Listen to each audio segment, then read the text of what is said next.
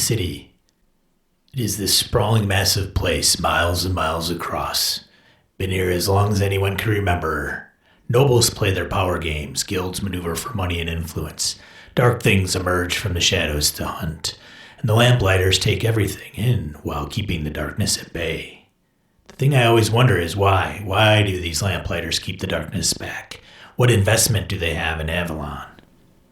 Streets of Avalon, an urban RPG setting by Brett Blazinski for the world's most popular role-playing game.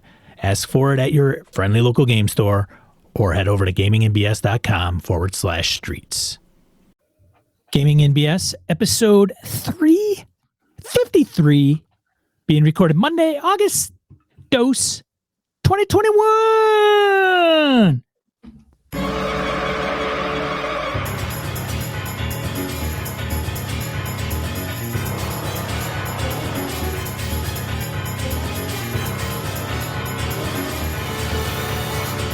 Welcome to Gaming NBS, a tabletop RPG podcast. I'm the one fixing the technical problems. I'm the guy making all the noise. Glad to have everybody here. How you doing, Sean? I was worried because I'm like, I'm going to be late. And that's then right. When you're late, shit hits the fan. Well, that's when everything piles up. It doesn't pile up when you're like, I got hours. Right. I got hours to fix this shit. No, you're like, I got 5 minutes. Oh, fuck. That's when everything goes wrong. Right. Of course. Yeah. So, yeah, that's good times. Just like at work, we don't have Wi-Fi problems on the fourth floor until it's executive board meeting week. Worked fine yesterday. Worked fine last week. But today, I can't seem to log into the... fix that, do this thing, get that. Just dumb. What are you going to do? So, Sean, how the hell are you? Any gaming in since we talked last? I did not... I'm trying to think because my weeks get weird. What with all the mescaline you do? Right. No, I'm kidding. I'm kidding. I played Cyberpunk after we recorded the last one. I was going to say, I thought you did. I seem to remember some tweets. Yes. So that was good. It's getting a little kooky. We're at a concert. I tweeted some of it. We were Battle of the Bands, 4 bands. Right. We were one of them. Yeah. There's like some strife in another band. Might be it is the new Red Edition.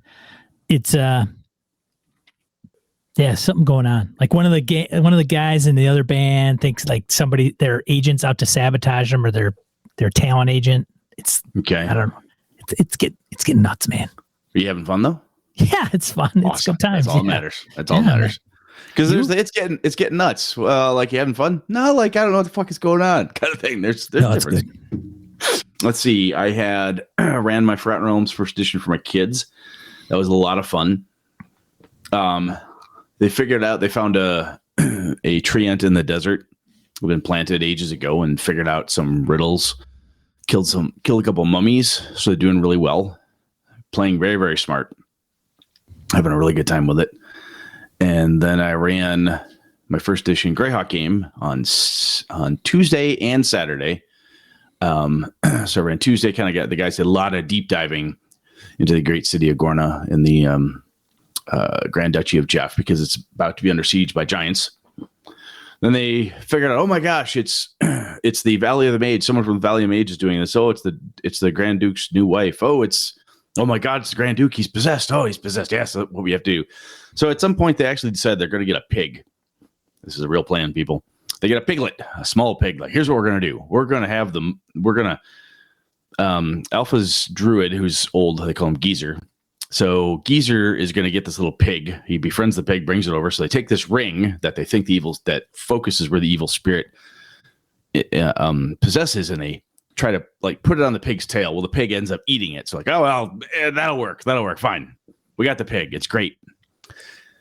So they set up the room. They got the Duke's private guard involved. He's like, okay, cool. Says, Cassius, he's like, okay, I got it. Yeah, this is bad. We got to fix this. Turns out it's a Rakshasa. It's that type of evil spirit. So like I flash up the picture on the TV in my game room and they see the tiger headed person like, holy fuck. And it's not good because if you're not ready for it in first edition, Like weapons less than +3 do half damage. Non-magical weapons, no damage. 8th level spells or higher only affect it, type of thing. But they ended up beating it. So they ended up beating it. And in the middle of the fight, while they're deciding things are going crazy, I'm going, because the pig is running around and they think that's hilarious. Later on, they're like, okay, they killed it. That's great. They forgot the ring was in the pig. So suddenly magic missiles come launching out. They hear this horrible squealing and they turn and there's a demonic pig. Like, God damn it. They pounced on it. And then one round they flattened it. So it was like, oh, thank God we got that thing taken care of. It was funny. I don't know that comes across as funny as it was when you were there, but just these hardened adventurers trying to chase around a pig, maybe the size of like a dachshund or something, just squealing and running around and blasting the shit out of them. But they played really smart. They enjoy planning stuff, gathering all the details. What do we do with these details? We think this is the answer. We're going to do this, this, this, and this and go after it. And it was a lot of fun. So they ended up figuring that out, save the actual Duke himself, who had been imprisoned, go out into the plains. They kill the lead frost giant, his winter wolf, and the drow wizard who had been helping them. And it's broad daylight, so the drow has encased himself in magical darkness so he could operate easily and, help the giants out. So they flatten him, destroy everything. In the process, the other giants are like, oh my gosh, what's going on? Things start to devolve into chaos. They loot the drow real quick and then fly off on the giant eagles, which are friends of theirs. Okay, great. They get back, sit down. All right, let's go through the loot. They end up with a Wand of Wonder, which was the drow wizard's last resort. I was just about to use it. Didn't get a chance to before they gacked him. And then he has a deck of many things on him. And things went bad from there. As they do. How many times can we draw? Up to 4 times per person per deck. So each of you only gets a maximum of 4 draws per deck. Does it go away? What happens? When's the last time you encountered a deck? Oh, yeah, good point. All right, I roll this. Oh, I flip this card. Oh, that's good. Oh, I get 50,000 experience points. Fuck yeah. Wow, look at me rack up the. Oh, this is good. Oh, this is good. Don John, son of a bitch, imprisonment. Damn it. That one goes back in the deck. I shuffle it up again. I'm like, oh, what happened? Deck's still here, guys. Oh, crap. Okay, I'll pick again. Don John, son of a bitch. Shuffle, shuffle, shuffle. 3 guys end up in the Don John. The way I'm doing my deck. And it was so. They got to call the Mordenkainen. They're like, look, can you help us out here? And he's like, okay, fine. I can solve this problem for you.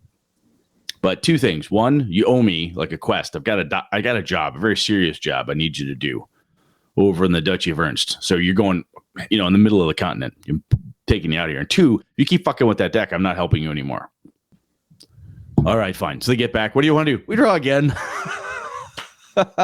Zave's character ended up, all of his magic items were stripped away. He lost, I think he didn't lose a level, but he lost all of his magic items. He lost 1 or 2 points off his intelligence. So he's down into single digits. He had the worst fucking luck. Just terrible. Well, they all completed their draws and now they have a deck. So they're trying to figure out what to do with it. So what do you do with a deck of many things? Well, once it's been used, it didn't disappear on them, so they still have it. Sure. And they're trying to decide what's it worth. Can we sell this to somebody? I'm like, you probably could. You could find some wizard or somebody who wants to research it or buy it off you. Yeah, absolutely. So they're not quite sure what to do. But they're on to the next phase of the adventure, so it's pretty cool. I haven't had a deck of many things in a long, long time. It was a blast. It was a lot of fun. Fantastic, man. Those poor bastards. I knew they couldn't not do it. It's like putting, bacon in front of your dog and saying, now just I'm going to turn my back. I'll be back in an hour. Don't you eat that. The dog's going to eat the bacon, man. That's exactly what it was like. So it was fun. Other than that, nothing else. That's about it. You good? Ready to move on? Yeah, let's announcements. Gamehole Con. Yeah, what do we got here? Gamehole Con. I've got 3 games. You've got how many in so far? 2. I'm gonna add Delta Green, I think, on a Saturday, and I think I'm gonna have that as a ongoing event every year, and that people can use the same characters that they created the year prior. Oh, that could be fun. So it'll be a continuation, but it won't be where you have had to been at the prior 1 or 2. And I might run it maybe 2 sessions per con. So that way I could get maybe 8 to 10 people through. Could be fun. So I'm going to probably make up my own thing for that. We'll see. Nice. Yeah. So Nice. I think that might be the number 3 or 4 for me. I just don't know when during the day to slot it in. Like, I don't know if I go early, leave my nights free, get into the evening. I don't know. Yeah, it's hard to tell. But we have 10. I was just going to say, I think, oh, that's nice. 10 events total under our banner yet. I think AWOL Troopers, 4 of them. He's like DCC and a few other, like, and they're different games. They're not all the same game. What's he running, like 4 hours or something crazy? 15. Or 15 hours? 15 hours. 15 it's 4 hours games in total. about 15 hours, you crazy bugger, you. Yeah. I think if he bumps it up an hour, he gets a free badge. Good. I don't know if he's aware of that. Jim Fitzpatrick's running sign, and then I think Laramie has submitted a couple who he probably hasn't had his approved yet. So I think he just submitted them this past weekend, and then whoever else is gonna throw in. Check out GameholeCon.com for the timeline of different events and so forth. Yeah, and all that good stuff. So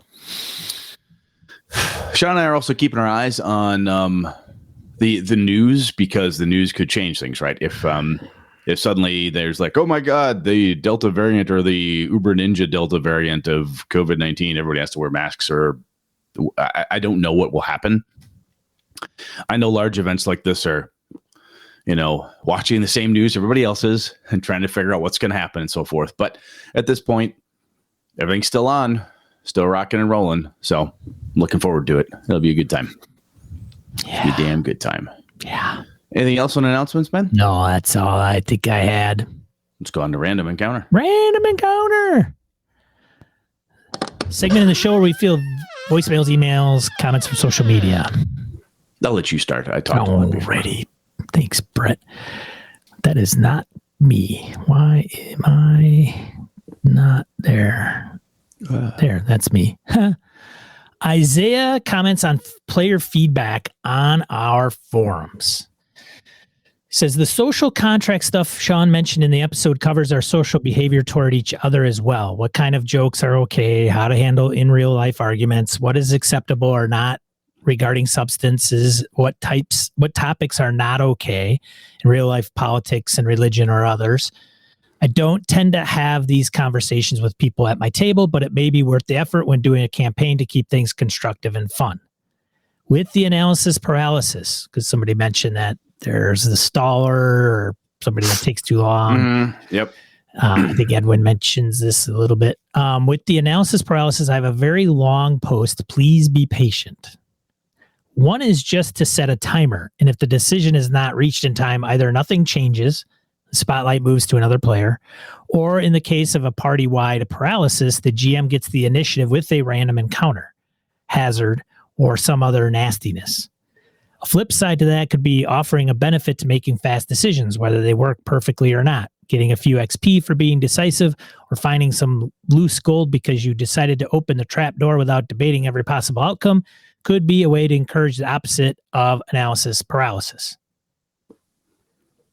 I would say, like, some people give bonuses. Like, if you can act like right away, you're going to get a +1 every time, or +2 in D&D anyway. That's good stuff. We actually, just as another quick aside here, we actually got into a political debate / friendly argument that got mildly heated at the start of my Greyhawk game on Saturday. Oh, really? Yeah, it was like one person thought it was a little more totalitarian. Somebody thought it was not. So a libertarian perspective versus this perspective versus somebody who voted this way versus other people who think this stuff. And it was, as usually what happens is I look over at Alpha, who's drinking a beer, looking at me going, I see Brett's doing his job, policing the group. Everyone's paying attention. He's going to stop it about now. Oh, look at that. He stopped it. I usually let him go for a while. Everybody gets along. I make sure everyone says their piece. I run it like a corporate meeting at this point of contentious ideas, and I call an end to the meeting, and then we start the game. It's like a commercial break. Like you're very much, just like, it's probably about time this ad ends. Yeah. Boom. Yeah. It was actually kind of funny because we ended up rolling back into it throughout the game. We used there was weird callbacks to the argument, and everyone thought it was funny. As I've said before, we've known each other for 20 plus years, so it's easy to say things that we don't all agree with, but nobody takes it like heated, angry, personal. We get passionate about things, but we're not like hating each other after the fact. Anyway, carry on, sir. This approach can use a real world timer or just your judgment, but communicating the penalty / reward clearly is key. In Warhammer Fantasy Roleplay 3E, there is a party tension meter, which the DM can add to in cases when individuals are vacillating or the parties argue about what to do. There is some room on the meter before bad things happen, so folks have a chance to catch and correct their behavior. If they don't, then the party gets a collective penalty. It can help people realize that an imperfect action can be better than waiting for the perfect thing.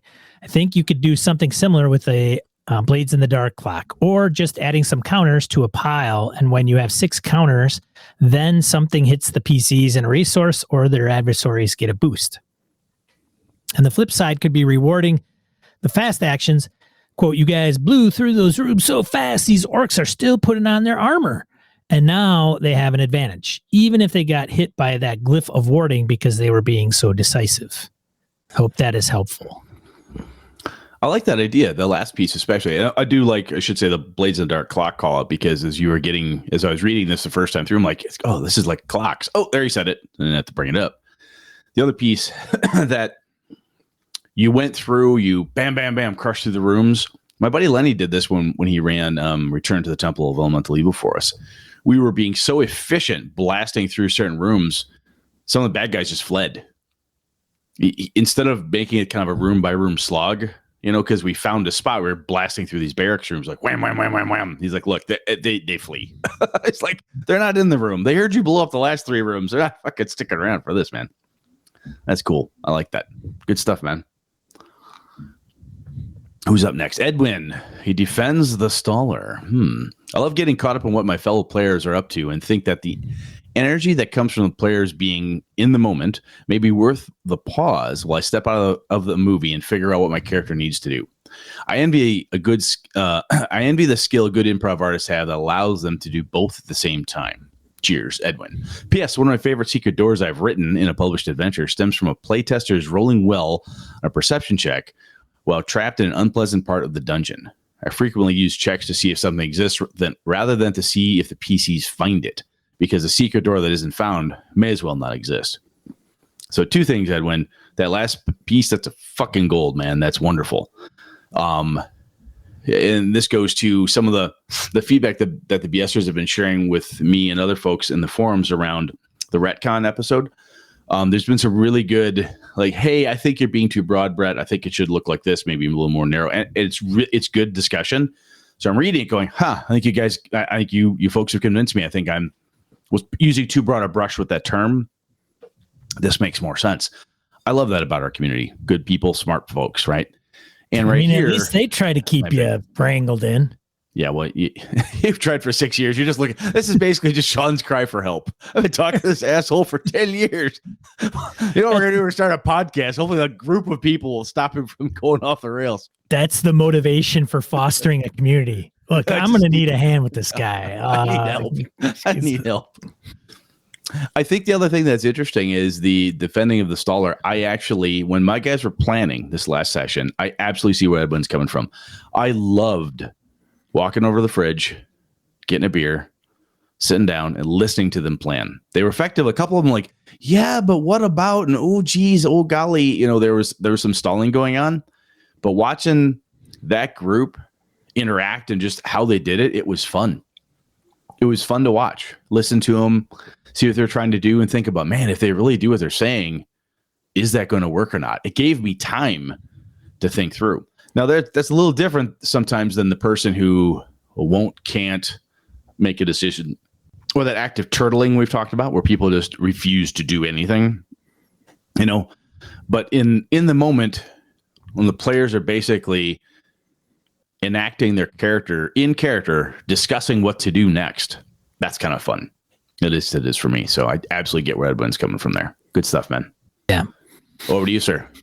Feeling Good Lewis comments on retcon. I definitely spent a good amount of time searching my memory for specific instances that I felt the retcon was necessary in our games. I was having a hard time coming up with anything. I Is it possible that every piece of lore I ever doled out was perfectly in step with the previously established story? Most likely not the case. Then I thought maybe the players or I didn't care much about continuity in our games. That doesn't make sense. I then left the topic alone for a few days. I think I figured it out. Most role-playing is a continuous ebb and flow of info to the players and back to the GM. I don't consider it retconning if the info lore hasn't entered the story yet. The things written in my notebook are ideas of what may possibly come to be. I'm not afraid to switch gears or cross out pages of my plan. My players regularly reprimand each other for verbally contemplating about what is in the next room or what is going to happen next. The shout of, "Stop it, don't give them any ideas," is music to my ears. Some of the twisted machinations they formulate in their minds are far worse for them. I mean, better tales to spin than what I've devised the night before. You know, half asleep at the table with my notebook and half-eaten package of Vienna fingers. Ooh, Vienna fingers, yummy. Nice. Damn right I'm going to make their worst fears a reality.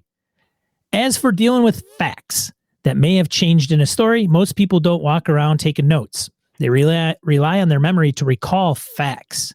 If I refer to a blacksmith they have met before as Charlie and no one recalls his original name of Dustin, no harm, no foul. But if a player immediately says, "I thought his name was Dustin," I use the original name or make up a story why he said his name was Dustin originally. Lastly, if a player looks at his notes 10 minutes later and recalls the name, I simply say you must have been mistaken. Just like believing some fact in reality, but you find you are incorrect. Definitely happening more often the older I get.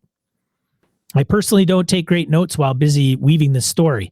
That, combined with my players giving NPCs and places nicknames within 15 seconds of hearing them, such as Boudris, the guard, becomes Buddy. The village of Doggeton becomes Doggytown. Lara, Soul Forger, the paladin of Rittersoon, becomes Night Girl. I think you're picking up what I'm putting down. Other GMs may not have this issue as often as I, so if my solutions are considered retconning, then I'm guilty as charged. But, Your Honor, I swear, I thought his name was Funkin' Hottie Peaks. Feeling good about retcons. I was talking to my kids about retcons, and my daughter Alana looked at me. She goes, "So basically, retcons are just you gaslighting me that none of this was real." I said, "Whoa, that's not what I meant." She did it in jest, and she thought it was funny. But I said, "Well, you do realize the difference." And she's 13 and smart. She goes, "Yes, Dad, I do. I just thought it was funny to pick on you." I like this. This is one of the multiple posts that landed out there where folks said, "Look, if it hasn't hit the table, then it's not lore yet. It's nothing that you would retcon." And I thought back on it. My first reaction was, I don't buy that. And I thought back again. Went, well, you dumb shit, Brett. You've often said, the truth is at the table. If it's not out there, it's not true yet. So, yeah, one, it would be hypocritical of me to ignore that clarification of what a retcon is. So I buy that, absolutely. And I think then it's easier to think about and easier to figure out what you are doing that particular tool with versus a different approach, thinking of different things, improving and so forth. So I like it. I thought, if nothing else, having a tighter definition for it, as I've learned through the forums, helps other folks, myself included, think about all the different storytelling tools and game master tools or player tools that we may or may not use to help us, get the job done. So that was cool stuff. So thank you very much. I appreciate that. Feeling good, Lewis, and everybody else in the forums has been commenting. So I read them all, and it's really good stuff. I appreciate it. I don't get through the Discord as often as I should because it changes rapidly. And depending what's going on with my workday, by the end of the day, I'm like, what? 800 posts? Jesus. I don't have time to sort through them all, but the forums are easier for me to go through. But anyway, thank you very much. I appreciate it. Let's see here. What else we got? Comment from the YouTubes. Oh my God. Yeah, I thought this was pretty good. We usually don't get, we get very short, like good video, blah, but good video, blah. Hate that guy with the beard. What's wrong with that guy's hair? Stuff like that. Right. Bromos. I like this, what he's going to say here. Yeah. He talks about RPG editions. I'm assuming a he. My apologies, Bromos. But when the lore, I like when the lore gets updated and moves forward. Like when 40K was stalled for over 30 years and is now moving forward with the lore. Sure, it's expensive for publishers and fans. Yet at the same time, people are going out to buy new shoes before their other pair gets a hole in it. But who cares? I like that. I actually like that connection. Same as buying new tabletop RPG editions. 5e is basically BX meshed with 4e rehashed and moving the Forgotten Realms lore forward, which is cool. I've been taking 5e inspiration to hack my own edition, combining OE, BX, BECME, AD&D, 2e, 3.5, 4e, and 5 together with some awesome ideas from OSR bloggers and ideas of my own, what I would like to dub 3 D&D Ultimate Edition, D&D UE. I would like to dub yes. The D&D. I like it. D&D UE. Streamlined core rules, but still able to hex crawl, dungeon crawl, encumbrance, low magic, grittiness, hirelings, and horde stomp. I like that, man. There's something really cool that Bromos mentions there with the whole... I know some people... I saw a post about Dragonlance, and somebody, a very grognardy, aggressively, you changed it on me, how dare you, poster. At least that was the tone I took. Seemed pretty upset that they changed some of the canon for Dragonlance, something about Tabaxi or something. I'm like, oh, interesting. I've been paying very little attention to it. Much like a lot of the stuff that changed with Forgotten Realms, I pay very little attention to because I have enough of my own Forgotten Realms lore and my first edition, second edition stuff. I still haven't gone through it all yet. I have so much stuff, published material on the shelf, things I've done myself or with my friends. I don't feel the need to follow somebody else's continuity. But I could absolutely see, like we mentioned here with the 40K, it was very much the same. And then they finally advanced the storyline. That could be pretty cool. And the whole concept we've talked about before of built settings and all that stuff. And again, I'd be a hypocrite to say otherwise. I mean, I built Avalon and sold it. It's a setting. If I advance the timeline on it, at some point say new edition post this apocalyptical event, well, that's some people may be like, oh yeah, I don't give a shit about that post apocalyptical event Avalon. I still like my Avalon because it's what I've been doing, and I have my own idea of what the end of the world would be like. I don't need that idea. Totally legit. But I like that kind of, I like that approach. I think that's pretty cool. You good there, man? I am. I thought it was kind of funny. I'm like, hey, that new edition you're going to come up with, is that D and do? Or D do? D and do. He's like, yeah, I gotta brush up on the marketing piece and branding. But I like it. Yeah. All right. Thanks for everybody writing in and contributing. Yeah. Much appreciated. Whether you opted to write in or not on our forums, I just take it right off of there anyway. Everybody should know that. So, anyways. Push it in a public forum. It's your own damn fault. All right. Let's get into the main topic.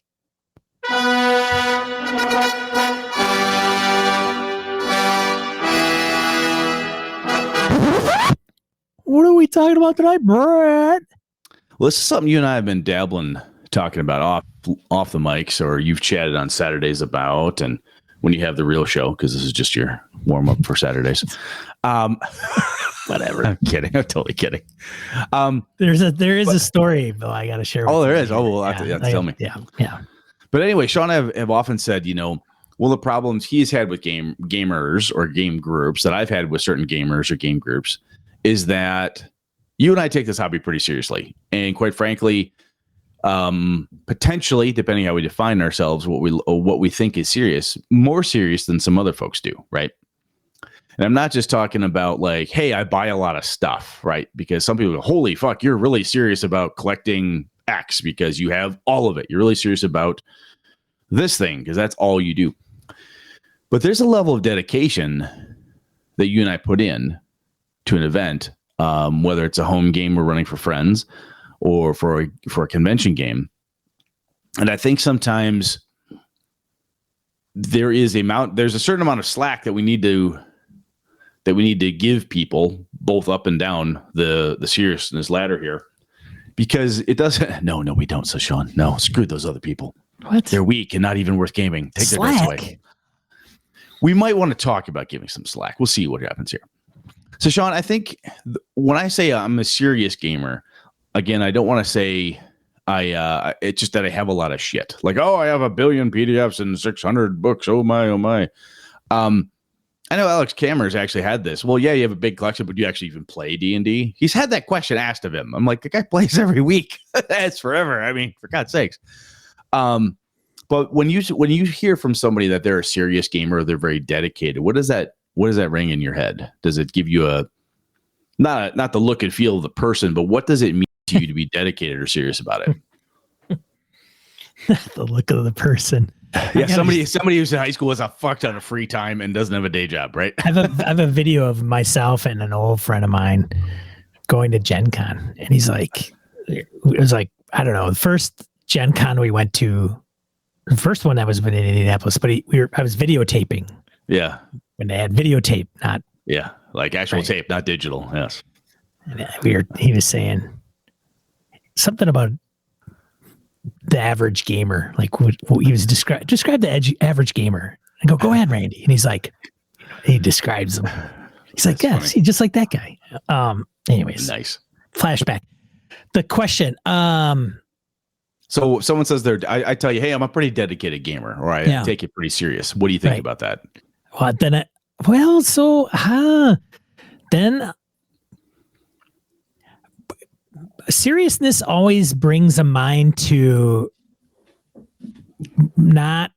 I'm kind of a humor, light-hearted kind of guy. I'm glad you're doing this because this is. I brought it up to my buddies this last weekend. I said, "Are we serious gamers?" And like, no, we're dedicated.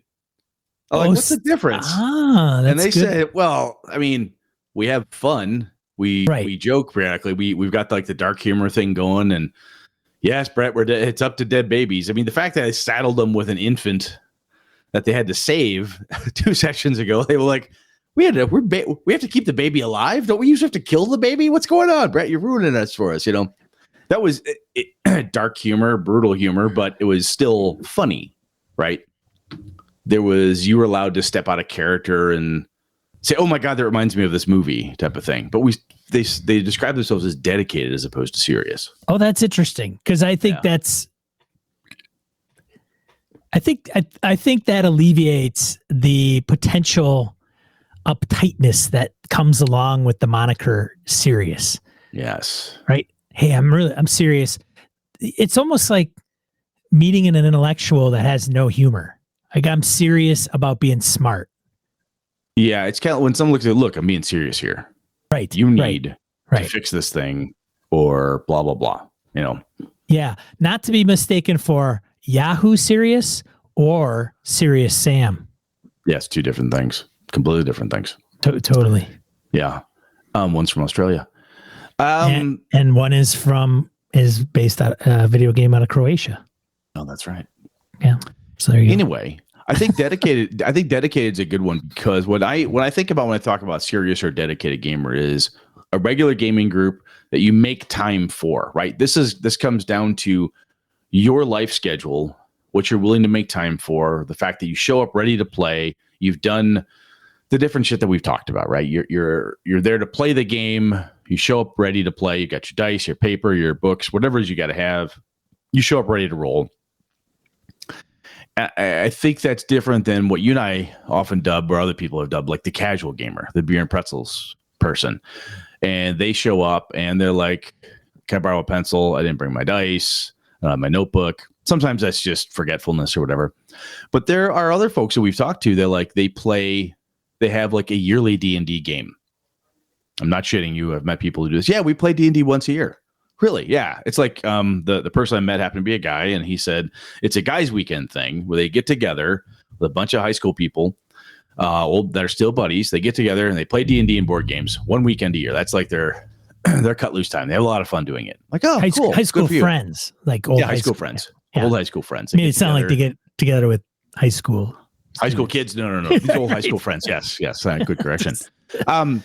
So, a bunch of middle-aged guys, they go, hey, yeah, we get together and we just kind of have a good time, eat some pizza, play games, and, kind of catch up. We don't get together that often. I'm like, oh, that's pretty cool. That's a cool medium for you guys to do that with. Sure.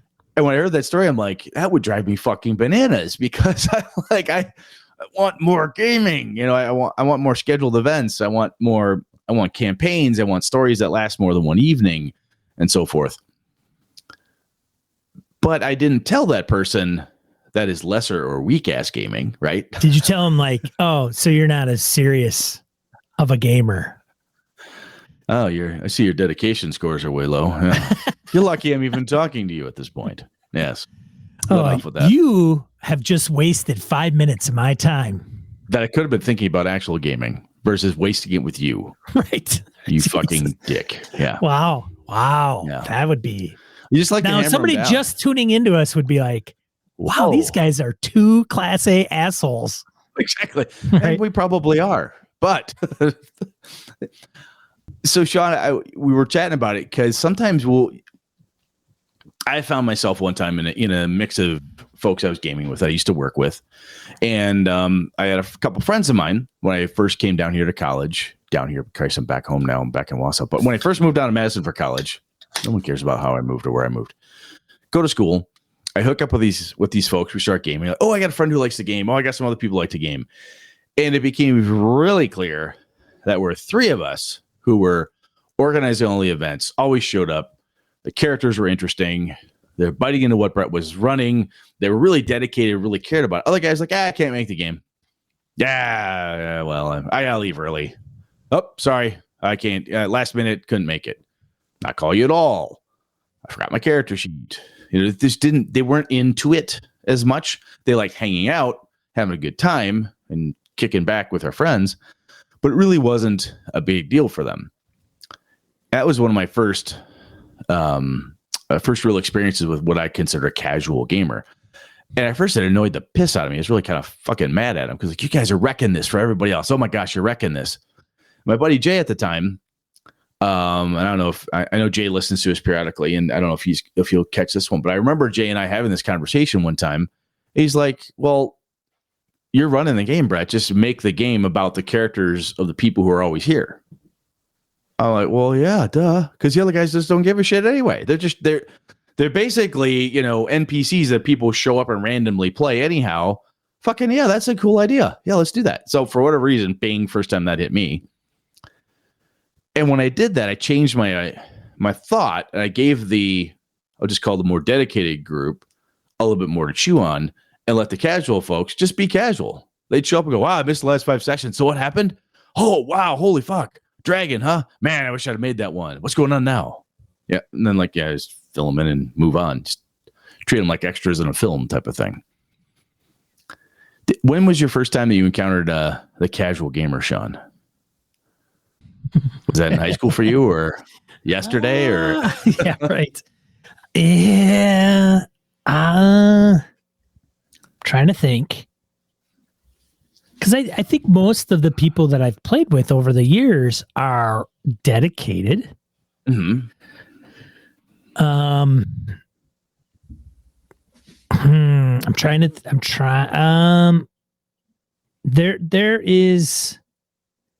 There is one that I could probably think of that is hit or miss. It was one of those, well, are they going to be here? I'm not sure. I don't know. And we never do. And that happened during the Tomb of Annihilation game. My buddy Dustin, he like disappeared. Like literally just like poof, gone. Can't find him, doesn't respond, doesn't show up. Yeah, well, and I'm not driving down to his house and knocking on his door every day to see what's going on either. I figured life happened and he just didn't want to fair enough let people know or something. I honestly don't know. And to me, it's kind of, whatever. It goes back to, hey, if you're not wanting to play, that's okay. Just let me know. And for some reason, people don't do it for whatever reason, whether they're adverse to conflict or they're like genuinely, I don't have time to explain. And I feel as though if I bring it up, I got to explain. I'm just going to go on my merry way and do something different, which is I'll just fade to black and I'll move on. Fade to black and move on. And that was it. I just hope that they're doing okay. Like I don't want anything to happen to them or anything. So I don't think I get a lot of casual gamers. However, but if I were doing like an organized play, or we used to do Eberron games, or it's like similar to what Adventurers League is now. You go to a game store, you post on the site, hey, I'm running these the three of us are running these different modules. People would show up or not. Those were, I would say, because then they could be dedicated but casual. Yeah, or they're like, I don't want that adventure, right? That's a little more right. You can be choosier with that type of setup. Right. The main thing that brought this to my mind, Sean, was when you and I are talking about game groups and what we're having fun doing, or groups we struggled with, or problems. And I think sometimes it comes almost down to that. It's almost like the session zero thing in a way where at one point you said it's table stakes, to show up on time, do this. That got me thinking about this idea. And I'm like, if I want to game at a certain level's too strong away, if I have a passion for this, I got into trouble using the word level. So yeah, don't use level. If you say, well, I kind of game at a higher level, then you immediately just put somebody down, right? It's like the term serious. It has a connotation. I didn't say higher. No, I'm not saying you did. I'm just saying different level. But people will say that's higher if you. Yeah, and it has a connotation to it, and it can. Some folks can find it offensive, and I dig that. Right. Yeah. But if you game differently, or you're like, look, man, I really pour. This is my hobby. I mean. Yes. I'm always prepping. Every time I watch a movie, I'm thinking about this shit. I started a podcast with my friend, and we do this shit all the time. I need to make sure that if I have a group of folks I'm playing with, and they seem more casual, like, we can't play this month. I'd be like, what? We were supposed to play every 2 weeks, or every week, and we just went to 2 weeks, and now you can't play this month. I got stuff going on, Brett. It can be disappointing. I got stuff right? going on. Yeah. Yeah. It's expectation setting, right? Yeah. I'm going to go and, I don't know, mow the lawn. Yeah. I'm too busy. I don't want to do your thing. I got to mow the lawn and work on my car. Yeah. I got a thing at work. I'm going to go. I got to go to work. Yeah. I volunteered to work. Yeah. I volunteered to work overtime. Then to play your game. I'm going to do something I absolutely hate and bitch about every week. Yeah, I have to do laundry. What? Why would you? What? Really? Well, exactly. My head is exploded. So what I'm getting at here, though, is that disconnect can be a big fucking wedge in your group. It really can. And I thought about it more, and I remember in my home group, I've had people come and go over the years, and one of the reasons that those who have gone is because they did not have the same dedication we did. And that was, look, we're going to game. For a while, there was once a month. Brett's coming back from Madison. We're going to show up. We're going to game. 8-hour session. Boom, boom, boom. We're going to do this. Now, then it morphed how we game, or how often. But it took a bit. There were some people who were like, well, I can make it, I can't make it. And finally got to the point like, look, if you don't make 3 months, you're done. We're not going to keep inviting you because the rest of us want to keep going. We still like you. You're a friend. There's nothing wrong with you. But if you don't have it's the same weekend, last weekend of every month. It's been that way for 5 years. If you can't make it, or you don't want to play anymore, say something. But anyway, that level of dedication, yeah, there's the door. But that level of dedication, if it's different amongst your group, it can be kind of a pain. Even from the player's perspective towards a game master, I have known people that are very, what I would consider dedicated gamers. They carve out a lot of time. They're always ready to game. They want to show up. They want to play. And their game master is a flake, right?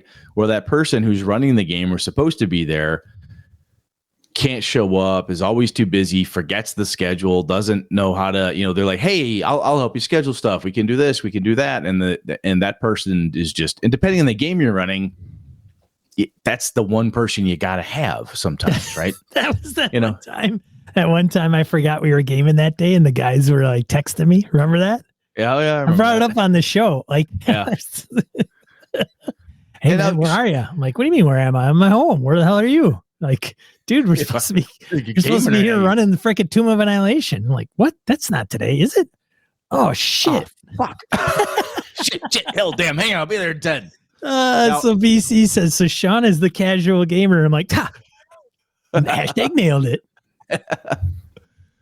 And sometimes it's like interest wanes. People get interested in something, doesn't get interested, whatever. And anyway, the reason it doesn't have to be a super long, involved conversation, man. But I just think the investment you're going to put in, the time and energy you put into a game, if you feel that the people around you don't give a shit, don't put in as much as you, or what, if you feel that there's a disparity for what's being put out versus what is happening around you. It's like that group project in high school where you're like, you motherfuckers, you're waiting on me to give you an A, you bastards.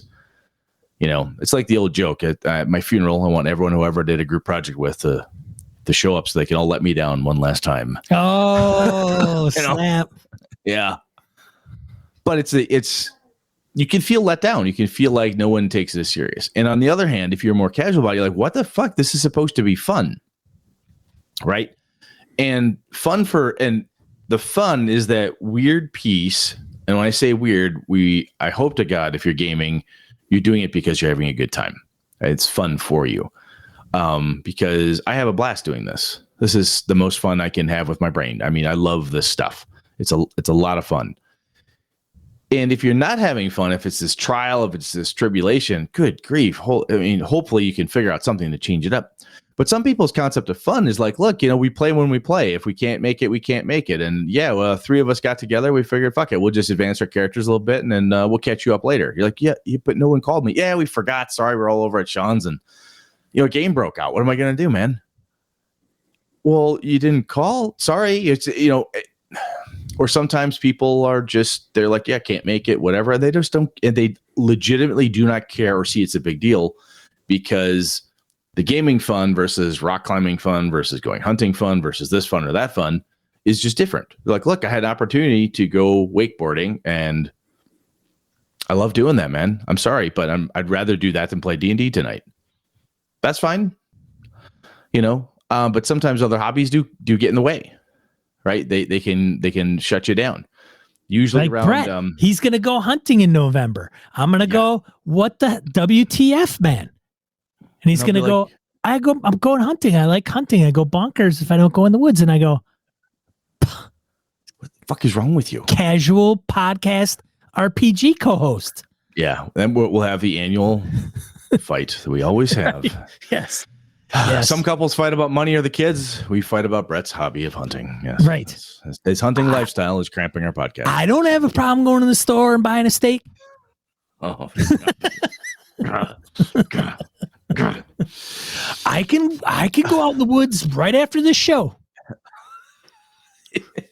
I don't need to take a weekend or a whole week. Wow, you just got personal. Now you're just coming right after. Coming right after me, aren't you? Yeah. We used to pick up one of the guys I gamed with in after college because we're gaming on a certain weekend. He's like, oh shit, I got guard. He was a National Guard. He goes, I got guard that weekend. I'm like, you fucking pussy. What? Are you dedicated? Are you in or you're not? He's like, what's? He's like, dude, I'm in National Guard. I can't get out. We gave him crap for it. It was just fun to do because he took it so well. He's like, God damn it, guys, every time. Right. Then next thing you're gonna say, you got to go away for like 2 weeks in the summer or some bullshit. I know, bunch of crap. Well, contractually obligated, whatever. Oh, they're sending you to the desert. Right, sure. Afghanistan. Do you even know where Afghanistan is?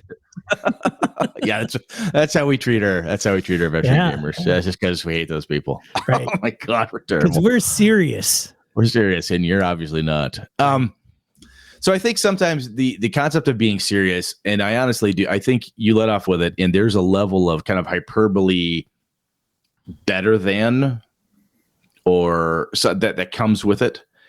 And I've stopped I've honestly personally been trying to think of a better term. Dedication comes to mind for me, or, I'm more passionate about it. It doesn't mean that if you aren't super passionate about it, you don't enjoy it. Some people are passionate NFL. Like I like the Packers. I'm really passionate. I want to watch every game on Sunday. I'm sorry. I'm not going to, the Packers are playing. I'm not going to, game that day. Okay, fine. It happens for a while. That's a big thing for you, whatever it is. And it's not that, and I could give a shit about the NFL. I used to back in the day. Just don't care anymore. It's interesting to hear about. It's just not for me. So yeah, I'm casual at best as to paying any kind of attention to pro sports. But I don't look down on the people who really enjoy it. You'll enjoy it. Good for you. Have a good time, Right. But I think sometimes it's very difficult for those of us who have the dedication, who really want to put the time in, think about this stuff a lot, write up a lot of cool stuff, try to self-publish, do different things, and we're active in a community or doing stuff. It can be very derailing or difficult to deal with a casual person who wants to game with you. So I think sometimes it's like, once you figure out the level of dedication, the casualness in which they approach or how they want to do it, you just kind of have to take yourself down a notch and just set the expectation like, hey, look, if I'm free every other Friday, maybe we'll play, maybe we won't. And if you're cool with that, then you can have that person in your gaming group or have that group of people. If you got a whole crew like that, then maybe you game, maybe you don't. If that's cool with you and your life works that way, great. I think it's actually harder, in my opinion, for the casual gamer to self-acknowledge that they're casual, because the ones I have met, they're like, dude, how come you didn't invite me to the game? Well, we want to play a more serious game. And then they get offended that they're not serious when they're there. The word serious. Agreed. So, well, we want to play, then stop saying that. Say, look, we want to play every Friday. Well, dude, you know I can't play every Friday. I know, but the 5 of us do. Yeah. You can't. The 5 of us aren't changing our whole life because one person can't make every Friday.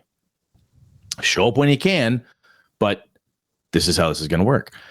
Because the person who tends to be more casual or doesn't have the ability is still there to have fun 9 times out of 10. I'm assuming these folks are good people. They want to have fun. They're friends of yours. They're people who you enjoy being around. If you don't enjoy being around them, what the hell are you gaming with them for, honestly? And sometimes you just have to say, look, we're going to do this thing. I'm not mad at you, but we're going to play every Friday. I can't make every Friday. I know that. Talk it over. Because I honestly think that people who are more casual are in it for the fun when the fun is available to them. And it's harder for them to be more self-aware because they don't understand what you're putting into it. Right?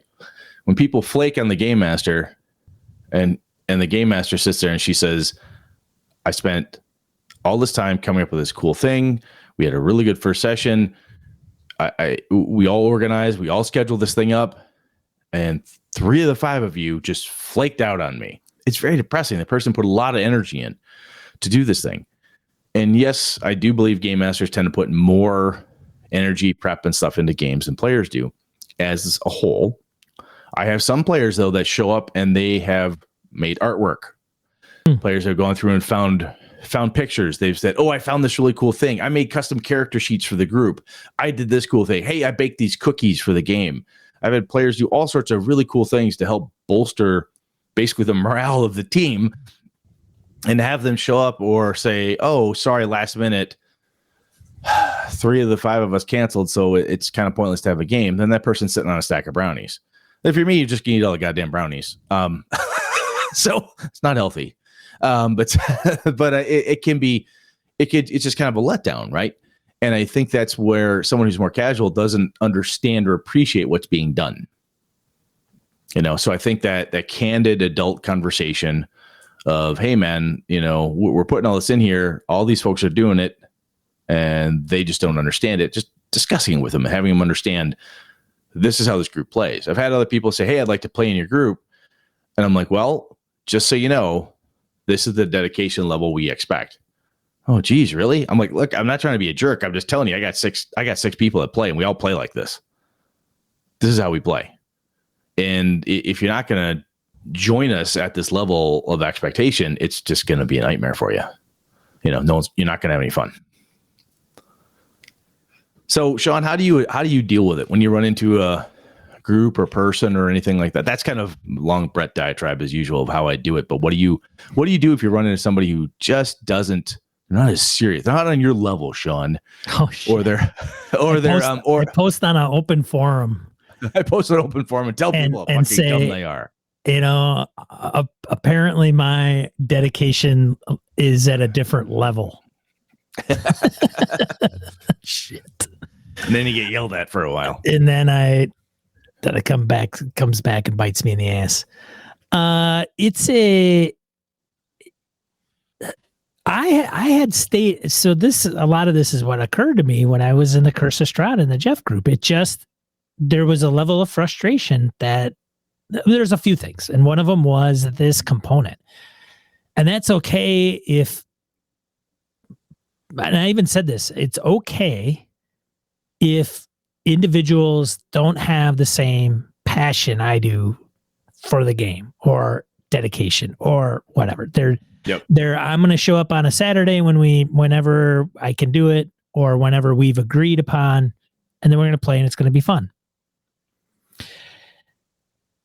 And sometimes that's great and that's good enough. And for me it was, but I think it was just more, it seemed as though in order to even get to a point of, hey, when are we, like, I'll give you an example. And I hate to compare and contrast because then it's like, these guys do it this way. They don't.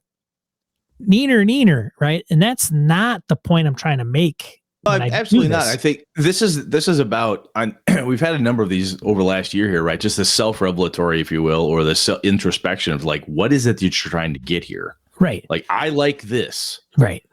I like Coke. I keep giving you a Pepsi. I don't fucking like Pepsi. It doesn't matter how many times you offer it to me. I don't want it. Right.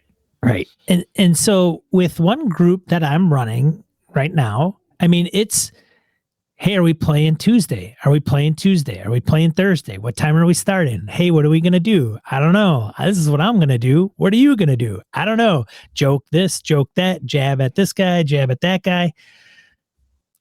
There's engagement. I am the one that is the least engaged, right?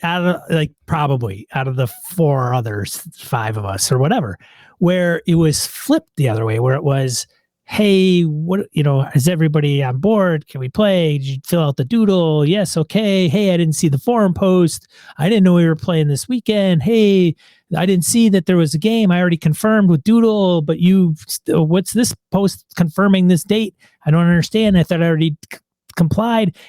It was just like, what in the hell, man? This shouldn't have to be this hard to get it to be where it's like, yeah, let's play, let's go. Everything's going to be fun. I'm looking forward to it. Oh my God, when are we going to go? Where's our experience points? And oh, by the way, I've got some, kick-ass ideas. And it's not that all that was missing by any means, because there's like, specifically Jeff is, when he gets a character in his mind, he gets out the journal and he does a character sketch and he brags about his build and he brags about, what he's going to do and this and that and his concept in his head. And he takes some time and he's very, like, when he is in that space, I mean, I've talked to him. I've talked about him on the show. Yeah, baby, freaking videos. People like know Jeff. Like, oh, you're Jeff. Oh, I've heard about you. Like, it's all been, I think, mostly positive. But at the same time, there was something that happened and it just fell through. And I'm just like, I think there's 2 things that there's 2 choices. I can either say I need to level set myself. I keep bringing up level. That's okay. No, what Harold email me. Anyways, it's I have to reset myself to kind of say that's not where I am getting bent out of shape. I need to bring it down a notch or cut it out and accept that that's the way it is. Yeah, like, this group operates with a certain level of engagement, a consistency in that level of engagement and so forth. If you don't have, I think engagement and consistency are 2 big pieces of dedication, like sub pieces of what we've been talking about. Right. Say, you know what? They're less engaged than I wish, inconsistent, but they're fun when they do show up. I'll deal with that. Right. Or I got to move on. Yeah. Or they got to move on. And which case I think that is happening. And, me personally, I don't have any love loss. Like, I don't get into that. I don't get into the bullshit. You're not talked about stuff plenty. You're not mad at anybody. No, I'm not upset. I am more upset when it's in the moment where it's like, yes. Nobody's responded. I wanted to put this out there. It's going to be 2 months, whatever. Then it's more of a frustration than, you know what? go have fun and have somebody else run the game in the group. That's okay. I'm good with that. And if they say, cool, you should be a player because I think maybe you're getting burned out. Maybe you should. I would love to play with you. Sure. Great. We'll cross that bridge when we come to it. Maybe. Depends on the game. There's other factors. Maybe I'm then the player that's like, all right, let's go. I want to play. Hey, Game Master, when are you available? Let's set a date. All right, cool. I got this cool character concept. Hey, how are we connected? Jeff's character. Great. But, it wasn't like that for a few months. I mean, one of the guys had to reach out on Twitter after the Tomb of Annihilation and say, hey, are we going to play again? I'm like, I don't know. Or after Curse of Strahd, hey, it was like a month goes by. Hey, are we going to play again? Like a month? A month goes by before you ask, like, paid attention. Yeah. I mean, like, hey, I don't know. Maybe this is kind of the problem I'm running into. And there's other things that could have been handled differently, right? Like, hey, let's get in a room and fucking hash this bullshit out. I think it's table stakes that we have to all agree on at a certain point. So as a weird aside, so my buddy Lenny and I were going to go, he wanted to go deer hunting for the first time. He's like, will you take me in Minnesota? Yep, I'll come to Minnesota. We'll go. This year? Yeah, no, this is a number of years ago. Oh, okay. Yeah, 2 guys that wanted to go with us. And one of them, I said, if you bring that guy, I'm not going. I said, because that son of a bitch is going to get fucking hammered and not want to, I'm not going. No. I said, I am dark to dark all day. I get up before it's light. I go all day. I come back in the dark and I do it again until I go home. I'm dedicated. I'm serious. I don't fuck around. Yeah. This is what I do. There is a very easy delineation with deer camp. Yeah. I mean, there is a, what do I want to say? A, stereotype for a reason in that space. It's become less and less so. More and more people are like, look, this shit's expensive to get into. I paid this much for this. I paid, if you've seen the price of ammo, holy shit. But I spent a lot of money and time getting prepared for it. I'm actually happy now it's August because I should be able to start shooting my bow because I want to. Wisconsin season opens mid next month. I have not been able to shoot all year. I'm twitchy about that. Right. Well, you've been injured and shit too. Yeah. So yeah. But there's just a level of I want to make sure I'm good at this. I put time and effort and energy into it. And that's that's kind of a sport, as some people would call it. And hobby. It is. Yeah. And this thing, though, is it's like bowling night or any other league game or anything. You've used the bowling night thing for me many times, Sean. It's like, look, I scheduled this thing up. You're part of the team. Yeah. To use that sports thing, you're part of the crew, the team, that we're going to do this together. We all agreed to do this. And we agreed that every Friday is league night. Why are you not here on Friday is league night, right? With bowling is competitive too. So you start getting into competitive sports hobbies, and then you get guys that are really going to get pissed off because they're like, you show up and you don't freaking bowl worth the shit, and you're drinking too much beer, and you're freaking sauced after the first game. We got 2 games to go. You go from like a 220 to a 160. What the hell? And they get pissed off because there's, hey, I want to win this league, and God. We'll say in RPGs, there's no winners, no losers. And I get that. But sometimes it's like, look, man, we figured you're going to be there. You didn't show up. The party died because we played without you. Right. Because 4 of the 5 of us showed up. You were the cleric because you said you were going to play the cleric. We were playing this type of game. We died, or we had to circumvent the adventure or do this other thing or whatever. It's not that it's competitive, but it is a team effort as a group of people. Even if you're playing a very heavy PvP, or joint type of storytelling event, it's still a thing that you chose a game, whatever the game is, that's suitable for X number of players, right? Whether that player, one of those is a game master and then the rest are only players, quote unquote. But you've chosen a game that you're going to play with this group. The specific composition. A specific composition of folks. And when people let you down or don't show up, or they show up and they just don't seem to give a fuck, or they're just not engaged.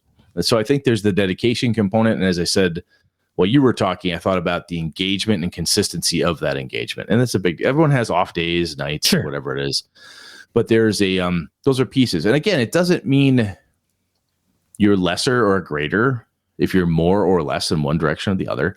But sometimes it helps you sort out your own expectations for what this is going to be like in this group.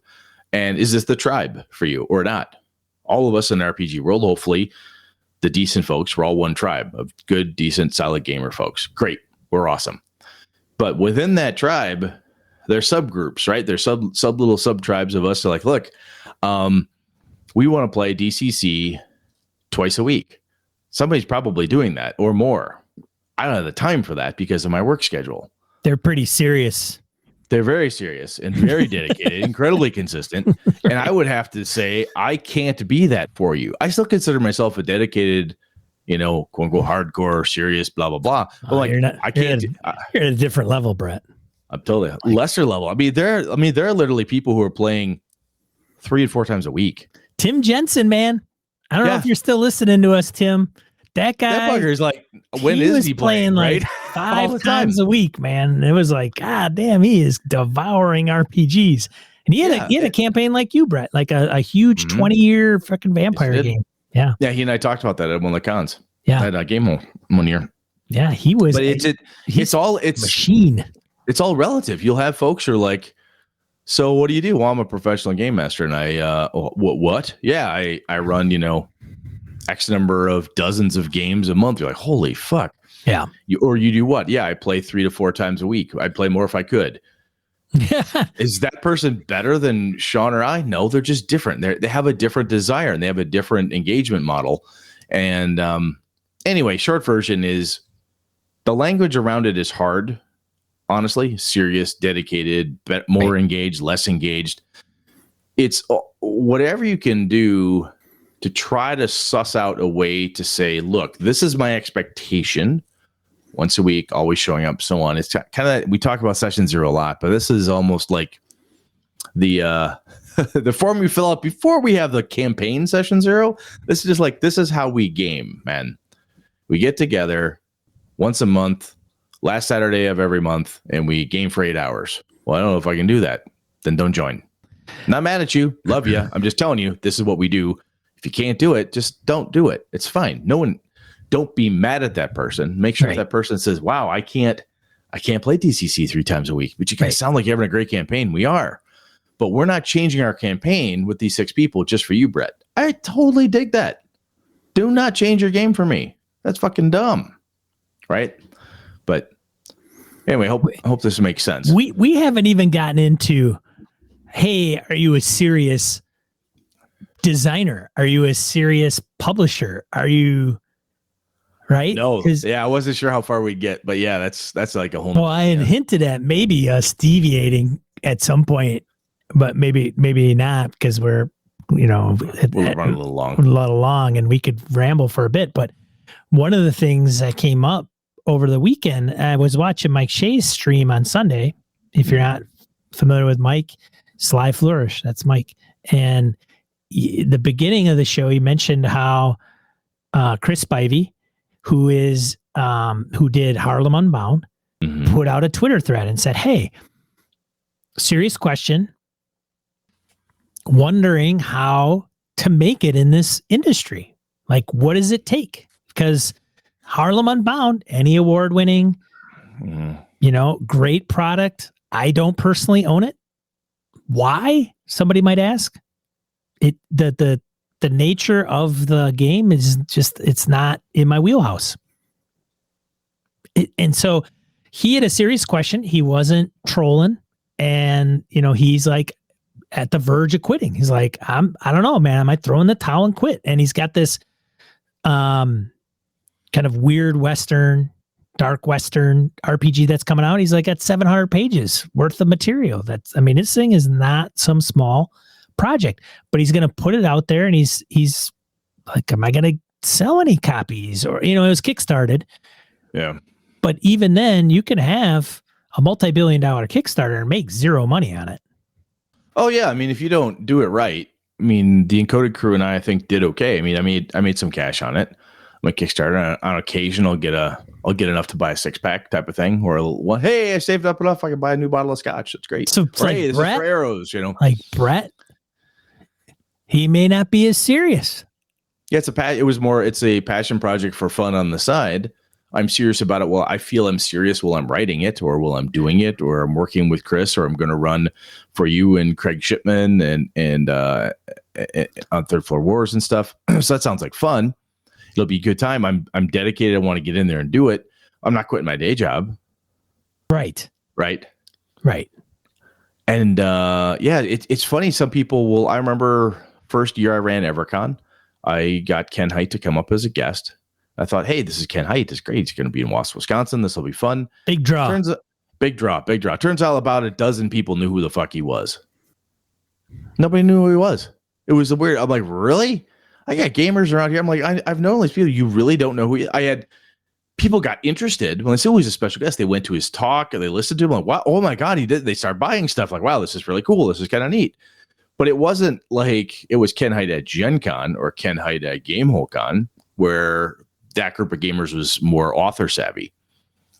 I could tell you right now, if I said Harlem Unbound to 2,000 gamers at EverCon, I will guarantee you 75% or more do not know what that is or who he is. Yeah. It's a hobby industry, and hobby industries are strange. You know, something really big in the hobby is like the name, right? If there is in the hunting space, Winchester, Remington, right? Rifle companies. Right. Weatherby. Do you know Weatherby? Have you ever heard that name before? I don't, not off the top of my head, no. All right. So there's Savage, Thompson Center Arms. This. I can list a bunch off. Sure. I can list off 18 probably different companies that make 45 caliber 1911 handguns. Right. I happen to know that shit. Not a lot of people do. If you say, and it's tough to break into some of these spaces. It's really hard. It's really I'm also hard to not do it. hunter firearm guy.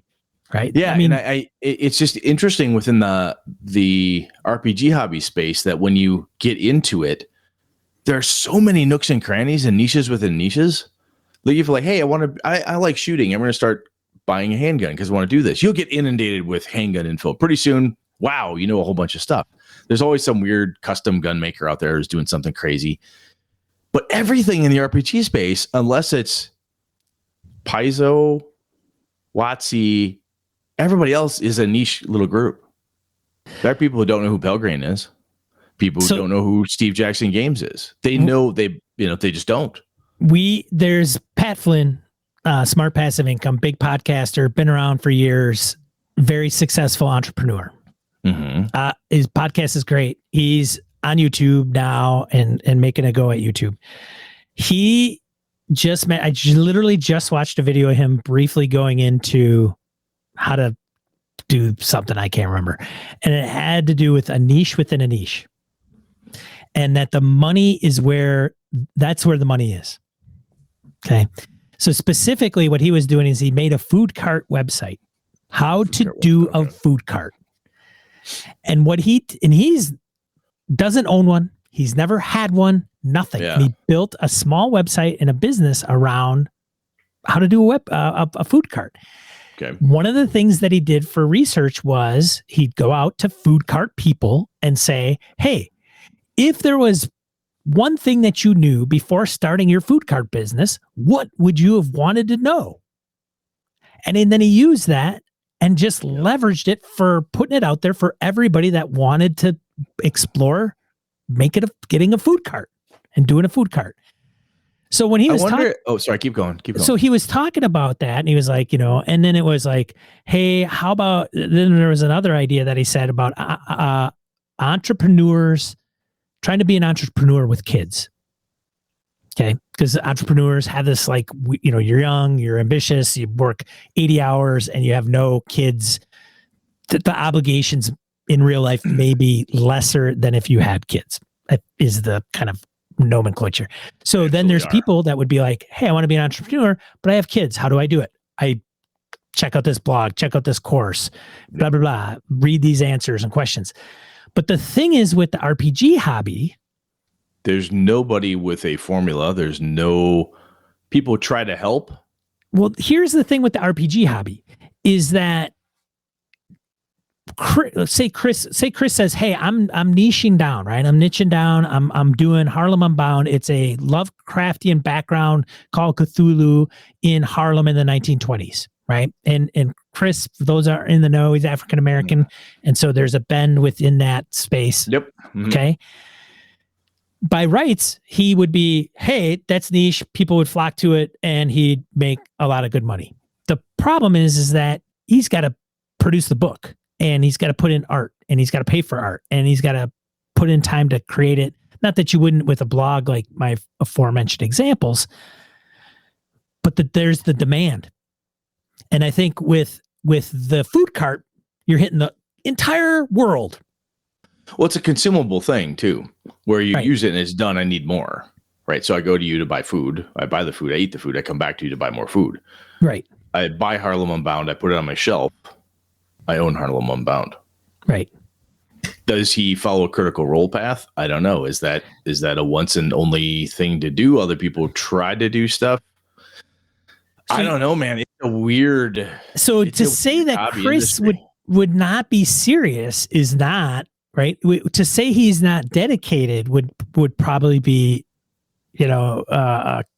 speaking lightly, I would say. Oh, it's flat insulting. I mean, that dude is dedicated. He knows his stuff. He's very good. He's very dedicated. I think there's a level of success, and this is similar to other folks where there's a level of success sometimes you may have to have. And I'm just talking about gaming groups right now. Like if I want a game and I have a good time playing the game I like, and I want to play Middle-earth role-playing by Iron Crown Enterprises, I will have more success if I narrow and my focus on what success equals. Right. So if Chris is looking at saying, look, I need to make $100,000 a year at RPGs, I do not want to have another job. I do not want my significant other to have to carry my insurance. I want to do blah, blah, blah, blah. I don't know what his success looks like to him. Well, how do you define it? Right. How do you define success? Right. How do you find when you've arrived or whatever that is? It can be very difficult. In a gaming group, you can say, look, I want to play this game as often as I can. I know and I want to play it in person at my house. I only trust and like 10 people. And of that 10 people, only 3 will ever play the game. Yay. I need to narrow my success criteria to 3 people play Middle-earth with me at my house with this rule set. Good. I'm winning.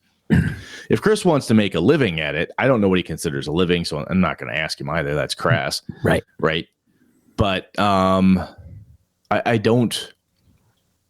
I think what's the other thing that's interesting is I don't know within that space if people are approaching it yet like an actual business.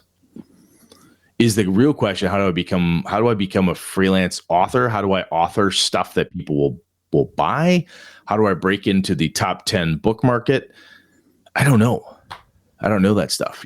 I don't know if somebody said, how do I knock D&D off the throne? I don't know.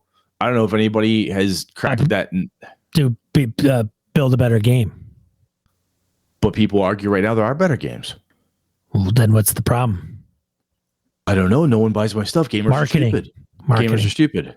And marketing gamers are stupid. That's another. I've heard this legit swear on a stack of holy text. Well, gamers are fucking dumb. If they go on Twitter. Were half as smart, just go on Twitter. Somebody will tell you how brilliant they are. And everyone who plays D&D is a fucking moron. Right. Yeah. Yeah. Wonderful people out there. The struggle is freaking real. Oh, it's absolutely real. And I think to call somebody like that who is asking those questions and working and striving not serious, that's just flat insulting. Oh, and I don't think not dedicated and so forth. I don't think anybody's question is his seriousness or dedication or passion as much as it's just funny how you could say, I don't know, somebody on Adventure DMs Guild and they write AL stuff, right? Adventurers League modules. And they do it why do they do it? They do it fun. Because for fun. I know I'm not going to make any money. I'm going to put it up there for $3. Like unless somebody gets wind of it, I think it's a good product. I want people to buy it. I'll put it out on Twitter. I'll put it out on, Facebook. People have actually railed against that stuff, saying you're flooding the market full of crap. Unless you're serious, don't do it. I've heard that. And I'm like, okay, what the fuck do you mean by serious? Screw you. I'll publish Avalon if I want to. And 3, screw you again. Right. We are full of vitriol. I already went over this, man. Oh yeah. Yeah, be just positive. be nice. Just Yeah, be nice. be positive force in tabletop RPGs. Just be positive. I think the other component in an industry like it's kind of like if you want to be let's just take the idea back to gaming group again, right? If you're like, look, I really want to run first edition AD&D. It's just my passion. I really want to run this game. I want to be a game master who runs this game. But I will only play at my house with 3 people and we'll play every Friday. You might not be able to find that. It doesn't mean you don't have dedication or drive or any of that stuff. It just there's a level of success that's a seriousness level or a who can you find component, right? We're off the rails here a little bit, which is our want, but I don't know. I don't know Chris enough to say, are you making the right types of games that sell? Because I know there's a ebb and flow. I believe I've seen in the hobby space is like fantasy becomes huge. Then it was like horror was huge for a while. Then it was kind of this and it was kind of that. Is there, I don't know what he should be looking at. I don't know how he markets himself. I don't know any of that stuff, but I think some of it is similar to like, look, man, if you live in a town and you only want to play in person, you hate Dungeons and Dragons, you only want to play GURPS or Savage Worlds or whatever it is. Fatal. You want to play at your house. I want to play Fatal. You're an idiot. I want to play Fatal on Fridays starting at midnight at Central Time US in person at your house. At my house. That's why I know that's why you can't succeed. At whoever's house, like not my house. But there's, and the only reason I'm moving to that is I don't know what else Chris is doing, and I've had these job conversations with people. Well, we are way the fuck off this, dude. We gotta. Yeah, I know. Well, that's kind of the deal. I mean, sometimes I think we just need to shit can notes and just talk. Like sometimes I don't, That's kind of what we did. I had a half a paragraph, and then we've gotten this far. Right. But I honestly think though that I've had people like, how can I have your job? How can I have this thing? I don't know how I can tell you how I got here. I don't know if that's the way for you to get here, and I don't know enough of the hobby industry within the RPG space to say, did you make a really good game that won an award for its intellectual or its stylistic and this, and this? It has this really good flavor taste, but it's not popular. So no one knows who you are. I remember being a kid, dude. I did not know when I started writing who wrote Dungeons and Dragons. It was a TSR product. That is all I knew. Had Gary's name on the cover? Didn't look at that at all. It said Advanced Dungeons and Dragons, cool picture. I didn't give a fuck. I didn't care who wrote it. All right, whatever. Because I opened it up and there's a table of contents, authors, like 18 names or whatever it was. So thanks to Rob Kuntz and thanks to this person, Frank. I was like, what kind of name is Gygax? That's got to be made up. Yeah, it could have been. But the other piece too is you just like I didn't care, right? I wouldn't hunt down and say, "Oh, this is a John Wick game. Oh, this got to be good. Oh, this is a Steve Jackson game. This has got to be good. Steve wrote this one or whatever." I never did that when I was a kid. No, I didn't hunt down something that was written by Ken Hite. No, when I was a kid. Didn't do it. There's plenty of shit that Ken Hite's written I didn't even know. Yeah, I have a bunch of them. Star Trek, freaking Unicorn Games. What? I didn't know Ken Hite was involved in that thing. He did a bunch of Nephilim stuff. He did stuff for Mage. He did stuff for White Wolf. Yeah. And that's the other piece is Chris, should he be freelancing more and doing projects that are not necessarily the ones he wants to do, but that's how you get known. Well, that's the sticky wicket, right? Yeah, I didn't even know who Matt Colville was, but turns out the dude has a fucking bunch of design cred. Star Wars stuff, the One Ring role-playing game, the Dune role-playing game. He's got a list. Does he? I didn't know how much of it he was involved in. But his games. I don't think the success of his shit has anything to do with the stuff he's done in the past. I think it does because he knows people.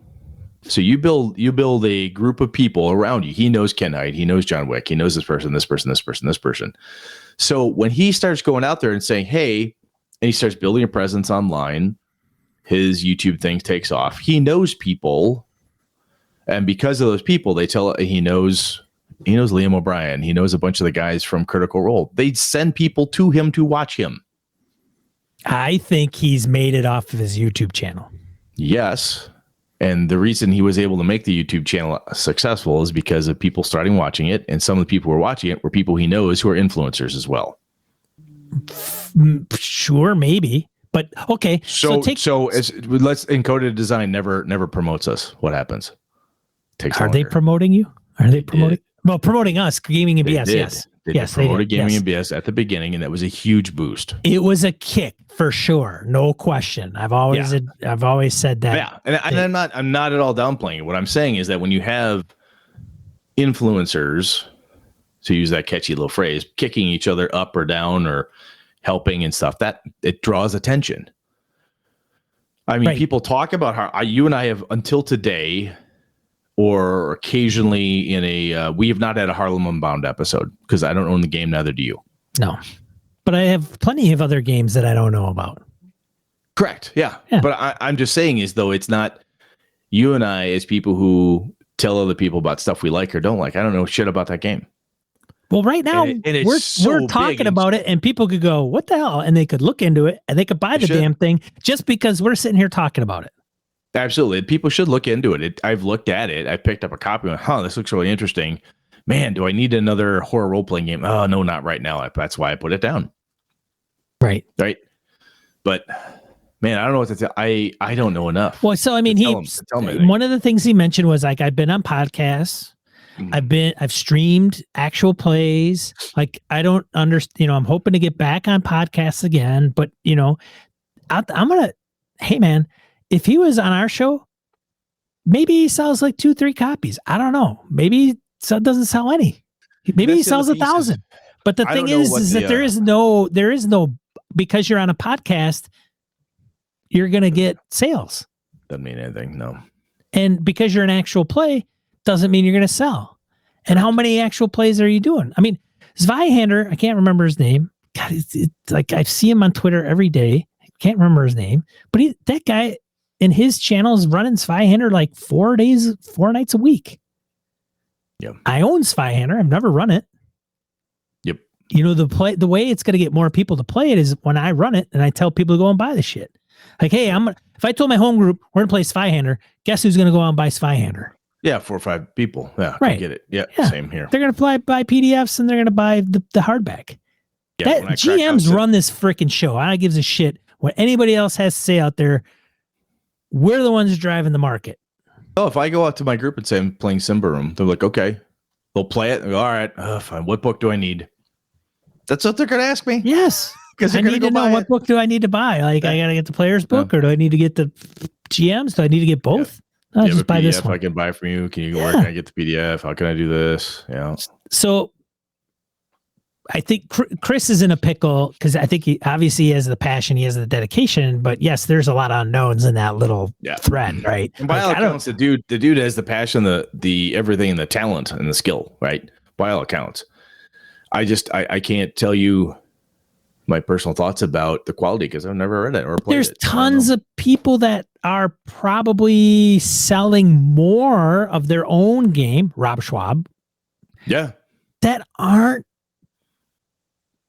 breaking the bank. They're not like, hi, I've overcome D&D. Like, I'm on the verge.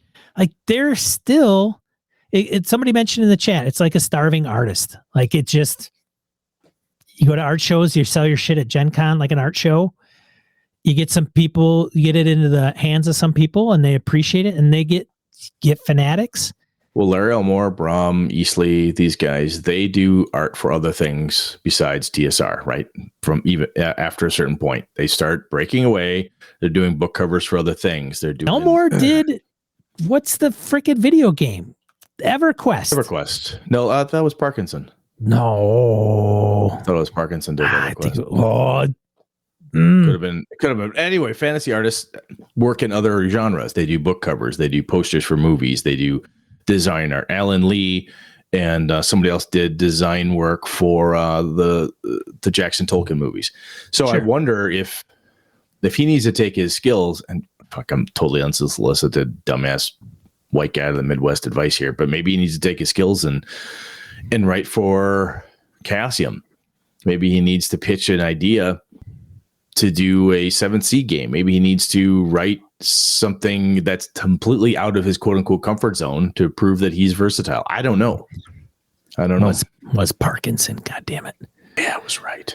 But I think I thought he did something with Pelgrin or Chaosium. I think he did with Chaosium. So regardless, but we get into, okay, I'm gonna get into the industry, and there's the seriousness of I'm gonna do something, maybe not dedicated enough, or I'm gonna do it as a hobby because I like launching this stuff, and I'll put my product like Brett's done Streets. He didn't do it to make $1 million. He's not gonna for fun. He has no ambition to be freelance guy or Rob Schwab. It's one of those pieces where I look at what I have and what I do and what I can make in my day job. I'm like, I can't turn my back on that because I'm probably, to your earlier point, entrepreneur-wise, I'm too old and too tied down. I'm not. I'm not doing it. No way. I can't take that risk. I'm way too risk averse in that space. Just can't do it. I am listening to So Good They Can't Ignore You. Why skills trump passion in the quest for work you love. So a couple of back-to-back, the other one was it the why one? I keep messing up the damn titles. Start with why. But this one, so good they can't ignore you has something to do with, hey, okay, so you have a bunch of passion. Does that mean that you're going to get the job that you love? And is that going to, so this book ends up going into some of those details. And I'd like to think that if you see some of the individuals that do become successful in the role-playing game hobby, I think there's some nuances that you could see take form. Monty Cook has been in this freaking hobby since he was like 20. Like I'm writing shit. Sean K. Reynolds, I'm going to start writing shit at 20. I'm going to get published and I'm going to freaking slave away in the industry for a long time. Sean Merwin does it full-time, Baldwin Games guy. I mean, Sean Merwin, he helped me with Avalon and whatnot. He's a good dude. There's a lot of different stuff. There's a lot of, I think Acquisitions Incorporated was part of that D&D book that I think he helped do that one. And just, he's done a bunch of stuff. And sometimes it's like, the so good is that you have to do more. People will go, wow, that product you made was good. I need to see more product. And that's the tough part, right? And is that... And a lot of them have come through the D&D space. Yep. A lot of them. And so if and that's the 500-pound gorilla. If you make a D&D product, for WotC, it's going to sell because it has WotC's title on it. And if you're good at it, though, people will rave about it and so on and so forth. Anyway, I don't know, man. He's in a pickle. I don't know enough about where he's at or what he would define as success and what he wants out of it, but I don't know. Because I've heard people say, I want to make it in this thing. Like, what the fuck does that mean? Well, I don't know what that means. Yeah, there's a whole lot, like I said, there's a whole lot of context that needs to be kind of defined. I got to unpack all that. But being on the topic of seriousness or dedication, passionate, whatever, those things, there's also a component of that in trying to become a professional designer or developer within the hobby. And this hobby it's a finicky beast, man. Like it's got weird ebbs and flows. Mainstream is not role-playing games. It's just not, still to this day. It isn't. I don't know what's another big hobby that makes tons of money. More people play video games. I'm pretty sure if you ask guys like Dennis Detweiler and other folks who have been in the video game industry, they'll say the companies make the money, the people get fucked. Right. They'll tell you that repeatedly. But yeah, I don't know, man. I mean, movie is another entertainment industry because it's kind of entertainment. It's authors. I mean, I remember talking to Ed Greenwood at Gamehole Con one year and him saying, look, I've written, people sometimes come up and they give you a cover and say, I need you to write a novel with this cover and this title. Like, okay. He said, Stephen King doesn't have to do that because his name is Stephen King. Right. But a lot of guys, I'm pretty sure Matt Forbeck, very prolific RPG author, designer, cool dude all around. If he was given his novel writing beast, that guy is. But he writes stuff for Halo. He wrote a line of kids' toys. He's written comic type stuff, this stuff, that stuff. He writes anything for anybody. He can be pickier now, right? I remember talking to him about this, and he said, yeah, I cranked out all sorts of stuff because just to get where I needed to get paid, right? Someone asked Ron Perlman, the actor, one time, why he does so many B movies or movies that aren't big blockbuster successes. And do you know what he said? My wife likes shoes. He said, acting's a job. It pays the bills, man. What do you want me to do? Harrison Ford, same thing. Did you feel any nostalgia when you put on the Han Solo vest? No. I felt I would get paid. Because that's just how he, it. And the other thing that's interesting in hobbies we have a ton of passion for. And then the passion is great and so on. But yeah, I don't know, man. I do not know. Matt has, I'm at 30. I'm at like 35 books, And that's not even his old stuff for like Iron Crown. That's on books. Wikipedia. Yeah, he's done a lot of shit. So anyways. All right, man. We're running way the hell long. I love it. All right, let's get into die roll. Do you guys remember we still had die roll? Fuck, we do? I thought we canned that just for this topic. 2 to 4 miscellaneous points of gaming and geekery you want to bring to you. Got a few this week. I put in the first one from Gojo. Yeah. He's trying to spread the word about a Midwestern friends about UConn. That's a small gaming convention in Ypsilanti, Michigan, November 19th through 21st. Old school presence and decent number of DCC, some other fun games. So check it out, www.ucon-gaming.org. We got a link in the show notes, of course. But Kojo's a good guy, as you all know. So yeah, if he's supporting it, I think it's a good idea. Second one is thanks to Beer Leaguer. There's a bundle of holding for Dungeon World that happened to really, really kick off a lot of buzz on G Plus back in the day, and so they are re-releasing this bundle.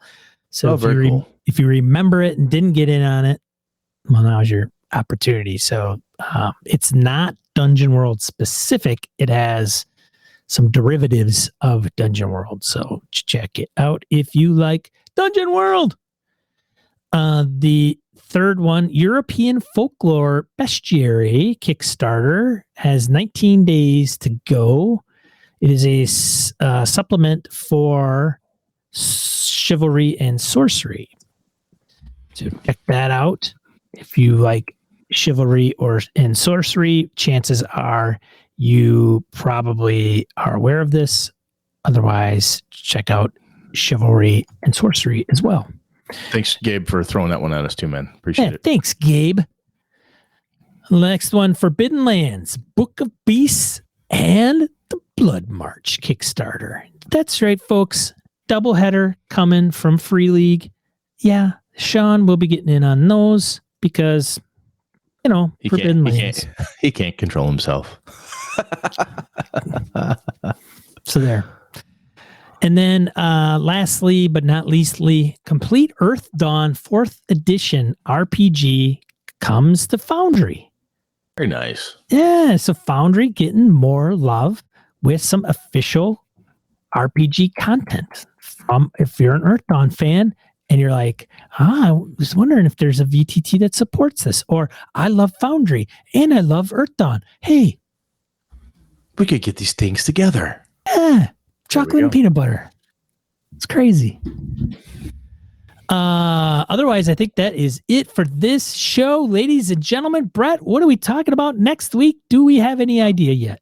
You exhausted me. I got nothing. I do not know quite yet, honestly. I got a couple ideas, Sean. Some of the stuff you and I have thrown around before, so I'll hit you outside of here, but we'll get something sorted out. Fair enough. So TBD, everybody. Want to thank everybody for showing up for the live show. We record this on gamingandbs.com/Twitch every Monday nights at 8 p.m. Central Time. Tune in if you can. Sometimes we edit it for the audio show, so this is the unfiltered live version. Otherwise, if you see this on YouTube, give us a like and subscribe. That would be greatly appreciated. Otherwise, you can find us at your favorite podcatcher of choice, where our flagship podcast audio show is. So make sure you subscribe there as well. Otherwise, I am Sean. And I'm Brett. Good night and good game and all. This episode of Gaming and BS produced with help from the following BSers: Joe Swick, Old School DM, Tony Sugarloaf Baker, Eric Jeppesen, Andy Hall, Chris Steele, Jason Hobbs, Mark Tasaka, Mirko Froelich, Pure Mongrel, Brett Pazinski, Brandon Barnes, Eileen Barnes, Dan LaValle, Craig Huber, Roger Braslett, Stefan Dragonspawn, Jared Rasher, Ray Otis, Jim Fitzpatrick, Old Scouser Role-Playing, Christopher Lang, Curtis Takahashi, Larry Hout, Ron Bishop, Mark Richmond, Chad Glayman, Sky, Craig, Howard Bishop, Josh Wallace, Corey Welch, Angus, Eric Salzwedel, George Sedgwick, Robert Nemeth, Brian Kurtz, Laramie Wall, Perry Basor, Eric Avia, Andy Olson, Jeff Seifert, John Kayward, Corey Gonzalez, Maurice, Niall Diamond, Aaron Relia, Jeff Goad, Aaron Coleman, Brian Rumble, Rich Wishan, David F. Baylog, Harrigan, Melissa Bashinsky, Henry Newcomb, Cal Kago, Eric Tavola, Hoos Carl, Ghost GM, Mike Hess Jr., Rory Weston, Jim Ingram, Daniel Garrett, Eric Frankhouse Presents, Phil McClory, Adam Grochon, Jay Plata, Ed Nyes, The Duke in Purple, Isaiah Aries Christian, Larry Hollis, Quigley Malcolm, AWOL Trooper, Craig Shipman, Todd Sharp, Orcus Dorcas, Chris Shore, Michael Holland, Wayne Peacock, Mike Coleman, Miniature Master, Kevin Keneally, Zagrave, Bob Fletcher, Vornak, Farty McButterpants, Andrew Lear, Craig Chunglo, and Eric Lunsford. Hey, if you're interested in getting some Gaming and BS t-shirts or a cool hat, head over to gamingandbs.com/merch. Check out our online store. Thanks, BSers. This has been a Litterbox Studio production.